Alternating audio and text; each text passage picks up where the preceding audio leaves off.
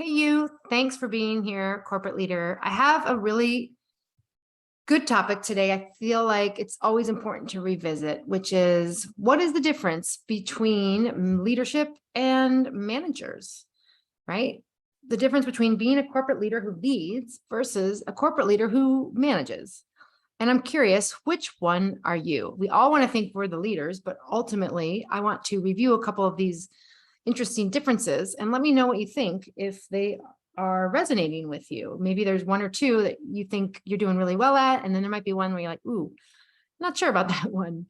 And putting all this together, I think it's really important to know that ultimately, as a corporate leader who really wants to lead and be in that position to influence, it really requires harnessing our own EQ, our own emotional intelligence.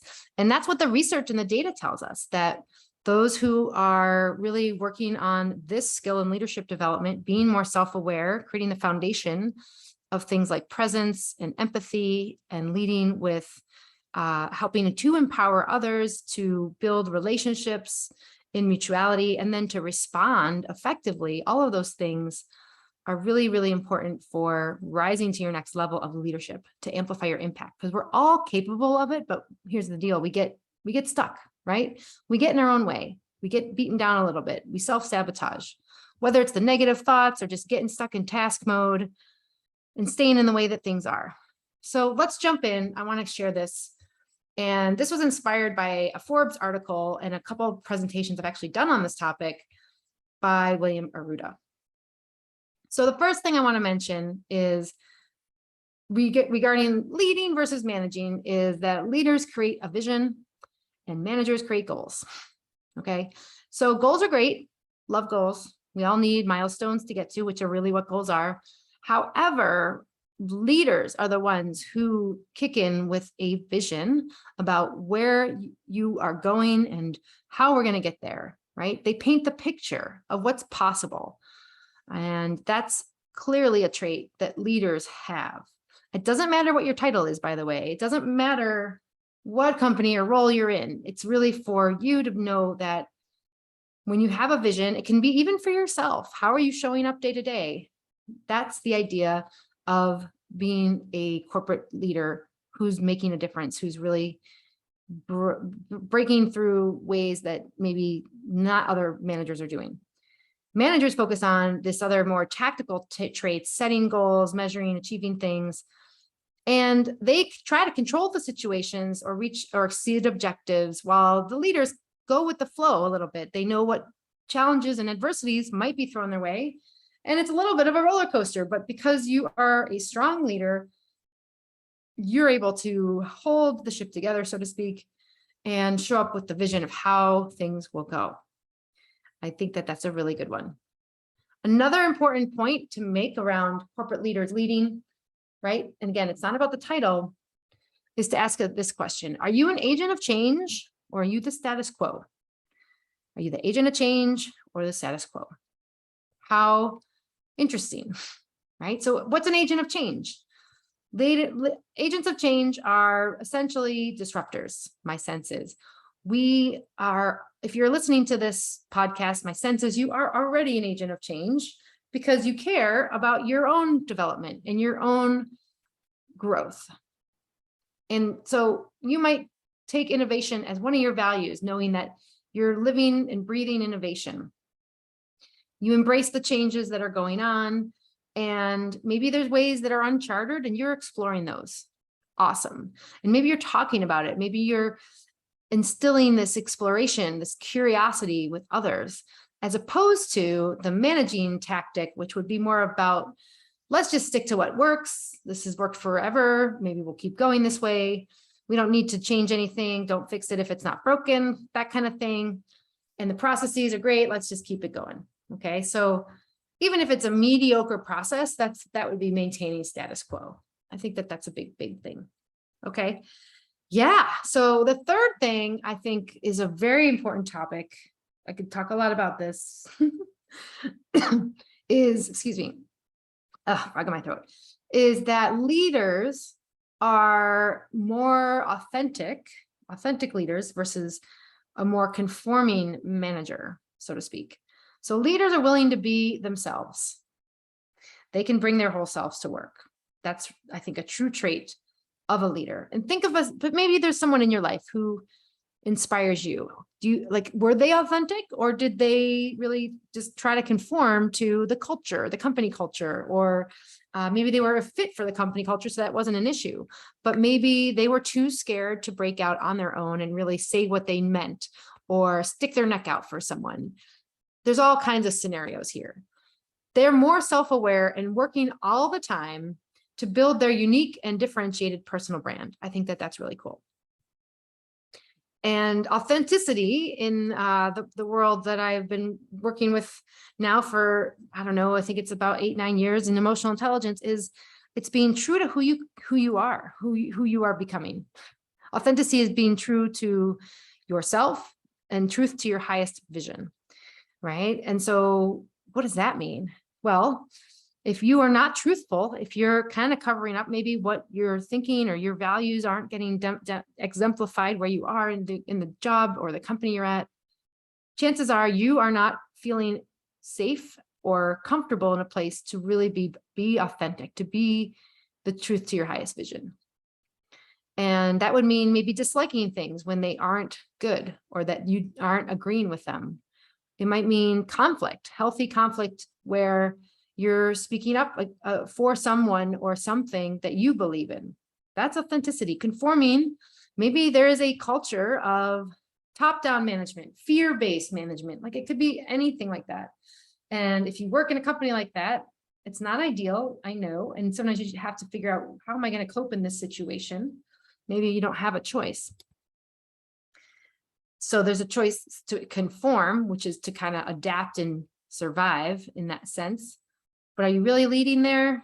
My guess is no. And my guess is there might be other opportunities for you on the horizon, which might take time, which might take effort, but you could explore those at some point. So in that case, leaders are unique, managers are more conforming, managers are copying. I think those are some really powerful traits along what makes leaders lead from the world of the corporate side. And that managers are really just more about the tactical. If you are a people manager, I'm curious, if you're a people manager, how does this resonate with you? Because you can be both. You could have a manager title and be a leader for sure, right? That's all possible. It's about what really works for you. And I guess something else that comes to mind for me is thinking about this long-term wise. So leaders think in the long term, even if you've got quarterly deliverables, even if you're working on quarterly objective key results, OKRs, goals, things like that. Managers think short term. So that might just be like, okay, let's focus on the next thing. I'm right there. I'm going to focus on the next thing, and then I'm going to look at the next thing. I think as a leader, as a master influencer, we think about the big picture, right? There's intentionality about what you're doing versus just managing things where you're kind of doing the short-term Band-Aid solution, or just worrying about what's ahead of you, that next step before you're working on something else. Okay. All right, we'll keep going. I got 2 more for you that I think are really important. And well, this one, gosh, I love this one. So leaders coach. Being a corporate leader, you're coaching. And I think managers are more of that top-down directive.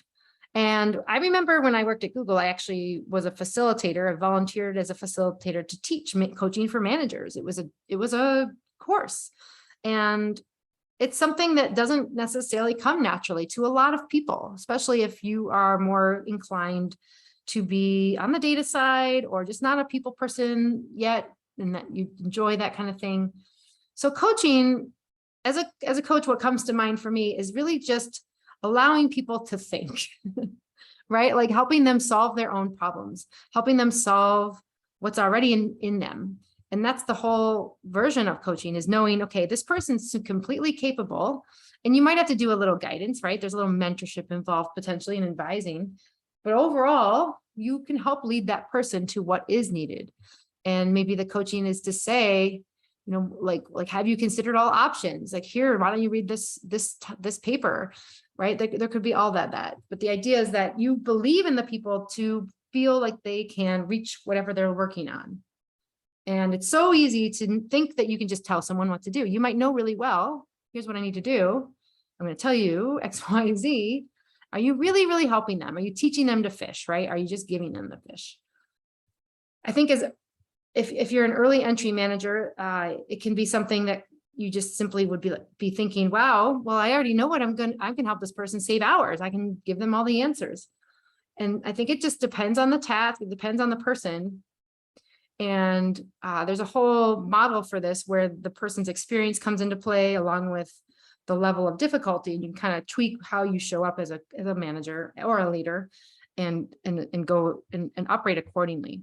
But overall, just think about it like as a leader, a corporate leader, think about you're the coach. You're the coach with the team. You're the coach with people coming to you. So how do you show up effectively for that team to win, to be successful?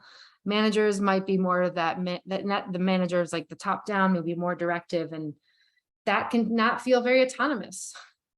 You want to instill autonomy in everyone as a leader. That actually helps to keep people motivated. It brings them together. They have more engagement and they can do whatever they're looking to do and do it really, really well. And then my last tip here for corporate leaders is that leaders are building relationships all the time, because to me, well, the definition that I know of leadership is the ability to influence. So if you're not building relationships, how are you influencing, right? You're building trust, you're building rapport. So managers can build processes and systems till the cows come home, but are they focused on relationships? Do they think that they matter? And do they think maybe only certain ones matter?